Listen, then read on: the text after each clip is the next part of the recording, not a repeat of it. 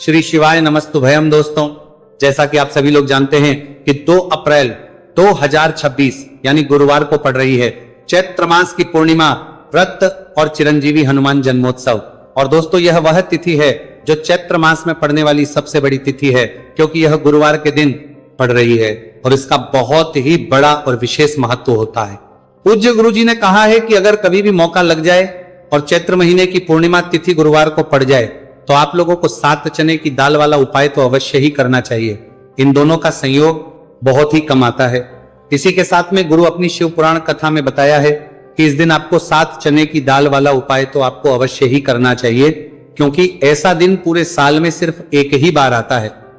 और दोस्तों, आप सभी लोग जानते हो कि गुरुवार पूर्णिमा तिथि का अगर सबसे बड़ा कोई उपाय है तो वह 7 चने की दाल वाला उपाय है। तो दोस्तों, गुरुवार पूर्णिमा तिथि के दिन आप लोगों को इस 7 चने की दाल वाला उपाय को जरूर करना है। बहुत लोग होंगे जिन लोगों ने इस उपाय को ना किया हो, मतलब पूरा साल निकल गया, उन्होंने किसी भी दिन इस 7 चने की दाल वाला उपाय को ना किया हो। पर दोस्तों, आपके पास एक आखिरी मौका बचा हुआ है, जो कि 2 अप्रैल गुरुवार पूर्णिमा तिथि के दिन है। इस दिन आप लोगों को इस वाले उपाय को जरूर कर लेना है। भले ही आपने पूरे महीने भर इस उपाय को ना किया हो, पर अगर आपने इस चैत्र महीने के गुरुवार पूर्णिमा तिथि के दिन अगर इस वाले उपाय को कर लिया तो आपको इस उपाय को करने का वो फल मिलेगा जिसकी आपने कभी कल्पना भी नहीं करी होगी। इसीलिए आप लोग इस वाले उपाय को एक बार जरूर कर लेना है, ताकि आप लोगों के हाथ से यह मौका ना जा सके और आपको इस उपाय को करने का फल मिल सके। दोस्तों, यह उपाय पंडित जी ने अपनी अभी की ही श्री शिव महापुराण की कथा में बताया है जी। इस उपाय को आज हम आपको बहुत अच्छे से समझाने वाले हैं। इस वीडियो को देखने के बाद, इस उपाय को समझने के आपको कोई और वीडियो को देखने की जरूरत नहीं पड़ेगी। तो चलिए दोस्तों, उपाय को शुरू करते हैं। देखिए, यह इस चैत्र महीने के गुरुवार पूर्णिमा तिथि के दिन ये इतना खास होता है, इतना महत्वपूर्ण होता है। देखा गया है कभी कभी बड़े बड़े पूजा पाठ अनुष्ठान से जो मनोकामना पूर्ण नहीं होते, वह चैत्र महीने की गुरुवार पूर्णिमा तिथि के दिन एक छोटे से उपाय करने से ही आपकी मनोकामना पूर्ण हो जाती है। और बहुत सारे ने इस उपाय को किया भी है और उनको इस उपाय को करने का फल भी जरूर मिला है। अगर आप लोग भी इस उपाय को करना चाहते हैं तो आप इस उपाय को पहले अच्छे से समझ लेना, सुन लेना, उसके बाद करना। आपको इस उपाय का फल जरूर मिलेगा और इस उपाय को कर लेने से आपके घर में चाहे किसी भी प्रकार की दुख और समस्या क्यों ना चल रही हो, आपको उसका कारण भी नहीं पता है कि भाई ये समस्या किस कारण से चल रही है, उसका कुछ भी कारण हो सकता है, जैसे पितृदोष हो सकता है या किसी भी तरह का मंगल दोष भी सकता है। तो इस दिन आप लोगों को ये वाला उपाय कर लेना है। ये एक ऐसा उपाय है जिस उपाय को अगर किसी विशेष दिन पर किया जाए तो भाई उस विशेष दिन का जो है वो तो हमें मिलता ही मिलता है, पर हमने उस दिन पर इस उपाय को किया है तो हमें उससे भी बड़ा फल मिलता है, और फल बहुत जल्दी मिलता है, क्योंकि आप इस उपाय को बहुत ही बड़े और विशेष दिन पर कर रहे हैं। तो चलिए अब उपाय के बारे में बात करते हैं, लेकिन उससे पहले आप लोगों को यह जानना आवश्यक है कि आखिर ये उपाय किस समय करना है, किसको करना है और कैसे करना है। तो चलिए हम आगे आपको वीडियो में एक एक करके बता देते हैं, लेकिन उससे पहले अगर आप लोग हमारे चैनल पर पहली बार आए हैं या फिर मेरी आवाज आज पहली बार सुन रहे हैं तो हमारे चैनल वास्तविक जानकारी को सब्सक्राइब जरूर कर लेना और इस वीडियो को लाइक करके कमेंट बॉक्स में श्री शिवाय नमस्तुभयम ओम नमः शिवाय जरूर टाइप कर देना। तो दोस्तों, इस 7 चने की वाला उपाय को हमें इस गुरुवार पूर्णिमा तिथि के दिन कैसे करना है, किसको करना है, किस समय करना है और कहां पर करना है, ये सारे सवालों के जवाब आपको इस वीडियो में मिल जाएंगे। और जो ये वीडियो देखेगा भाई, उसको 7 चने की दाल वाला उपाय जरूर गिला करना चाहिए, क्योंकि इस दिन एक चने की दाल का भी बहुत ही बड़ा और विशेष महत्व होता है। और जब बात आ जाए 7 चने की दाल वाला उपाय की, तो ये सोने पे सुहागा वाली बात हो जाती है और ये एक बहुत ही बड़ा उपाय हो जाता है इस गुरुवार पूर्णिमा तिथि का। तो अब दोस्तों, इस 7 चने की दाल वाला उपाय को आखिर करना किसको है, सबसे पहले हम लोग वो बात जान लेते हैं। तो देखो, घर की जो बड़ी माताएं बहनें होती हैं, उन माताओं बहनों में से कोई भी एक बड़ी माता बहन इस वाले उपाय को कर सकती है। और दोस्तों, अगर आप चाहें तो अपने घर में से सभी सदस्यों को भी इस उपाय को करवा सकते हैं। अगर किसी व्यक्ति की खुद की कोई मनोकामना है, खुद की कोई दुख और है जो कि वह अपने लिए ही करना चाहता है, इस वाले उपाय को तो वह खुद अपने लिए भी कर सकता है। बाकी अगर कोई घर में से ऐसा है जो कि अपने पूरे घर परिवार की सुख और शांति के लिए यह वाला उपाय करना चाहता है, तो भाई वो भी कर सकता है, उसमें भी कोई दिक्कत वाली बात नहीं है। कहने का मतलब यह है कि इस उपाय को हर एक सदस्य भी कर सकता है और पूरे घर परिवार के सदस्य के लिए घर की बड़ी माताओं बहनों में से कोई एक माता बहन भी कर सकती है। माताएं बहनें अगर घर में उपस्थित ना हो या वो उपाय ना कर पा रही हो, तो फिर घर का कोई बड़ा सदस्य भी इस 7 चने की दाल वाला उपाय को कर सकता है, चाहे फिर वह पुरुष ही क्यों ना हो, उसमें कोई भी दिक्कत वाली बात नहीं है। उसके बाद में दोस्तों जो अगला प्रश्न निकल कर आता है वही आता है इस उपाय को लेकर कि आखिर इस उपाय को हमें किस समय करना है, सुबह के समय करना है कि शाम के समय करना है। तो देखो, इस वाले उपाय को आप लोग सुबह के समय भी कर सकते हो और शाम के समय प्रदोष काल में भी करते हो। अब अगर आप पूछो कि भाई सबसे उत्तम समय कौन सा रहेगा इस 7 चने की दाल वाला उपाय को करने का, तो हम आपसे बस यही कहेंगे कि इस उपाय को आप सुबह के समय करेंगे तो ज्यादा बेहतर होगा। बाकी अगर प्रदोष काल शाम के समय भी करेंगे तो भी अच्छा होगा, उसमें कोई भी दिक्कत वाली बात नहीं है। तो अब दोस्तों जो अगली सबसे बड़ी और महत्वपूर्ण बात आती है वो ये आती है कि सुबह अगर हम उपाय को तो हमें कितने बजे से लेकर कितने बजे तक के बीच में करना है, और शाम के समय प्रदोष काल में करेंगे तो हमें कितने बजे से लेकर कितने बजे के बीच में करना है। तो देखो, सुबह जितनी जल्दी हो सके आप उपाय को करने की कोशिश करना। बाकी अगर किसी कारणवश लेट भी हो जाओ, थोड़ी देर भी हो जाए, तो 10 या 11 बजे तक भी आप उपाय कर लेना, पर 12 बजे से ज्यादा देरी ना हो, ठीक है, इस बात का ध्यान रखना। उसके बाद दोस्तों अगर शाम के समय प्रदोष काल की बात करें, प्रदोष काल का जो समय है होता है वो शाम के 6 बजे से शुरू हो जाता है। मतलब शाम के 6 बजे से लेकर 7 बजे के बीच का जो समय होता है यह समय प्रदोष काल का समय होता है। तो आप इस उपाय को 7 या 8 बजे के बीच में भी कर सकते हो। मतलब शाम के 6 बजे से रात 8 बजे के बीच में आप कभी भी इस वाले उपाय को कर सकते हो, उसमें कोई भी दिक्कत वाली बात नहीं। चलिए जानते हैं उस विशेष उपाय के बारे में। देखिए दोस्तों, पूज्य गुरु जी की कथा के अनुसार ही इस उपाय को आपको बहुत ही विस्तार से समझाने का प्रयास करेंगे, लेकिन उससे पहले वीडियो को लाइक करें। देखिए, इस वीडियो में हम पूज्य गुरु जी द्वारा बताए गए 3 सबसे अचूक उपायों के बारे में जानेंगे, जो आपको सिर्फ और सिर्फ गुरुवार की सप्तमी की तिथि पर ही करने हैं। पूज्य गुरु जी ने बताया है कि जो भी व्यक्ति इन उपायों को कर लेता है उसके जीवन से समस्त परेशानियां दूर हो जाती हैं। तो चलिए जानते हैं गुरुजी द्वारा बताए गए पहले खास उपाय के बारे में। देखिए, गुरुजी ने बताए हैं कि गुरुवार के दिन किया जाने वाला यह उपाय सबसे सर्वश्रेष्ठ है। इस उपाय के लिए आपको मात्र 1 लोटा शुद्ध जल लेना है। जल आपको तांबे के पात्र के अंदर लेना है। इसी के साथ में आपको मात्र 1 गुड़ का टुकड़ा लेना है, और इसी के साथ में आपको लेनी होगी 7 की दाल। देखिए, चने की दाल को लेते समय ध्यान रखना है कि यह खंडित नहीं होनी चाहिए।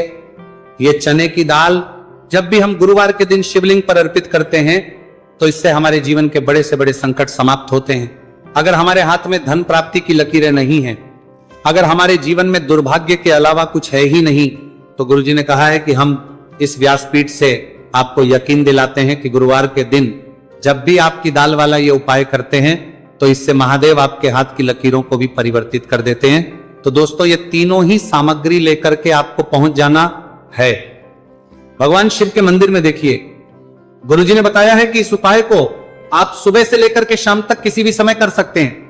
देखिए, शिव मंदिर पहुंचने के बाद आप जो एक गुड़ का टुकड़ा लेकर के गए हैं, सबसे पहले तो आपको उसे जल के पात्र के अंदर डाल देना है, और आपको महादेव का स्मरण करते हुए ये 1 लोटा जल धीरे धीरे शिवलिंग पर अर्पित करते जाना है। साथ ही साथ आपको श्री शिवाय नमस्तुभयम इस मंत्र का भी जाप करते रहना है। कम से कम 11 बार आपको इस मंत्र का जाप अवश्य करना है। अब दोस्तों, आपके पास जो चने की दाल है उन्हें आपको एक एक करके शिवलिंग पर अर्पित करते जाना है। चने की दाल आप एक एक करके भी समर्पित कर सकते हैं और एक साथ भी शिवलिंग पर अर्पित कर सकते हैं।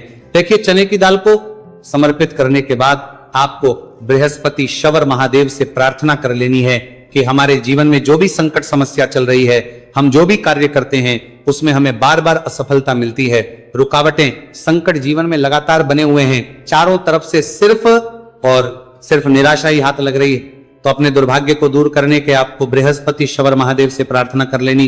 पूज्य गुरुजी ने कहा है कि इस गुरुवार के दिन यह चमत्कारी उपाय करके देख लेना, और आप स्वयं देखेंगे कि 1 या 2 महीने के अंदर आपके जीवन का जो दुर्भाग्य है वह समाप्त होना प्रारंभ हो जाएगा।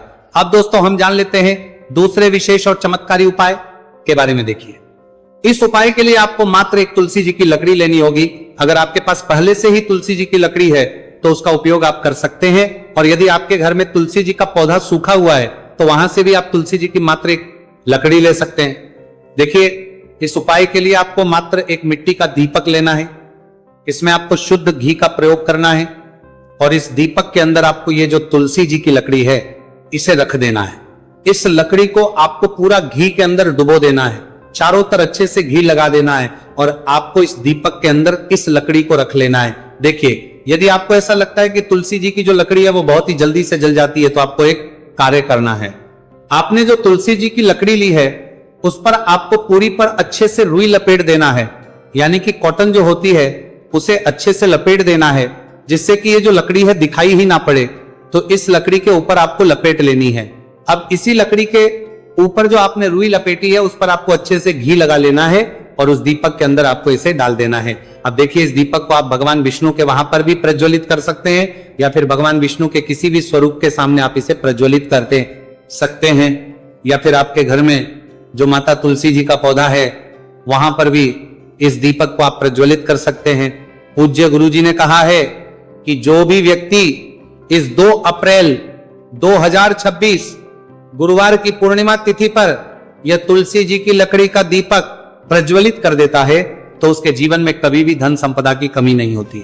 देखिए, ये जो उपाय है आपने फाल्गुन में पूर्णिमा तिथि पर किया होगा, लेकिन इस बार चैत्र मास की पूर्णिमा तिथि है, गुरुवार के दिन, गुरुवार का दिन भगवान विष्णु को समर्पित होता है। और ये जो दीपक है हम विशेषकर भगवान के निमित्त ही प्रज्वलित कर रहे हैं, तो इस दीपक को आप इस महीने की गुरुवार की पूर्णिमा तिथि पर भी प्रज्वलित कर सकते हैं। देखिए, ये जो दीपक है विशेषकर आपको शाम के समय यानी कि सूर्यास्त के बाद ही करना है। अब दोस्तों हम जान लेते हैं गुरुजी द्वारा बताए गए तीसरे बहुत ही चमत्कारी और विशेष उपाय के बारे में। देखिए, इस उपाय के लिए आपको एक बेलपत्र लेनी है, और इसी के साथ में आपको 2 शमी पत्र लेना है। देखिए, आप जो बेल लेंगे वो कहीं से भी खंडित नहीं होनी है, बहुत ही चमत्कारी और विशेष को 2 कर्मानी है चाहिए। इस बात का आपको विशेष रूप से ध्यान रखना है। देखिए, मान लीजिए कि यदि आपके पास बेलपत्र नहीं है तो आप भगवान शिव के शिवलिंग पर चढ़ी हुई बेलपत्र को पुनः शुद्ध जल से धो करके उसका उपयोग भी कर सकते हैं। इसी के साथ में आपको मात्र थोड़ा सा लाल चंदन लेना होगा। देखिए, सभी सामग्री लेकर के अब आपको पहुंच जाना होगा भगवान शिव के मंदिर में। देखिए, भगवान शिव के मंदिर में पहुंचने के बाद आपके पास जो एक बेलपत्र है उसकी चिकनी साइड में आपको देखिए, आप सभी को पता है कि बेलपत्र में 3 पत्तियां होती हैं। तो बेलपत्र की जो ऊपर वाली बड़ी पत्ती होती है और नीचे वाली जो 2 छोटी पत्तियां होती हैं, उसकी चिकनी साइड पर आपको, यानी कि जो छोटी पत्तियां होती हैं वहां पर आपको एकाएक शमी पत्र जो आप लेकर आए हैं उन्हें छोटी पत्तियों के ऊपर रख देना, और इन्हीं शमी पत्र के ऊपर आपको लाल चंदन की एक एक बिंदी लगा देनी है। अब आपको ये जो बेलपत्र है इसी प्रकार से शिवलिंग पर अर्पित कर देनी है, लेकिन आपको बेलपत्र को समर्पित करते समय गतिमान का नाम लेना है। देखिए, गतिमान जो है वह हनुमान जी के छोटे भाई हैं, और पूज्य गुरु जी ने बताया है कि गतिमान का नाम लेकर ही आपको यह उपाय करना है, क्योंकि आपके शरीर के जो भी रोग हैं उन्हें भगवान गतिमान दूर करने वाले इस उपाय को करने के बाद आपकी जो भारी से भारी बीमारी है वह भी भगवान गतिमान की कृपा से दूर होने वाली है। देखिए, बेलपत्र की 2 छोटी पत्तियों पर आपने एक एक चमी पत्र रखा, उनके ऊपर आपने एक एक लाल बिंदी लगाई हुई है चंदन की। तो इसी प्रकार से आपको यह बेलपत्र शिवलिंग पर अर्पित कर देना है। भगवान गतिमान का स्मरण करते हुए, गतिमान भगवान का स्मरण करते हुए आपके शरीर में या फिर आपके घर किसी भी सदस्य के शरीर में जो भी रोग हैं उस रोग को दूर करने के लिए आपको भगवान से प्रार्थना कर लेनी है, और फिर आपको वापस अपने घर आ जाना है। देखिए, इस उपाय के लिए गुरुजी ने कोई भी निश्चित दिन निश्चित समय नहीं बताया है, तो इस उपाय को आप किसी भी दिन कर सकते हैं। आप लगातार इस उपाय को किसी भी दिन कर सकते हैं, और हफ्ते में केवल 1 दिन भी कर सकते हैं। गुरुजी ने कहा है कि यदि आपकी सालों पुरानी बीमारी है वह भी भगवान गतिमान की कृपा से दूर हो जाएगी। तो दोस्तों, इस प्रकार से आज के इस वीडियो में हमने आपको गुरुवार की इस पूर्णिमा तिथि पर किए जाने वाले 3 बहुत ही चमत्कारी उपाय बताए हैं। जो भी आपके लिए उचित है, सरल है, उसे आप कर सकते हैं। तो दोस्तों, ये थे पूज्य गुरुजी द्वारा बताए गए कुछ बहुत ही खास उपाय।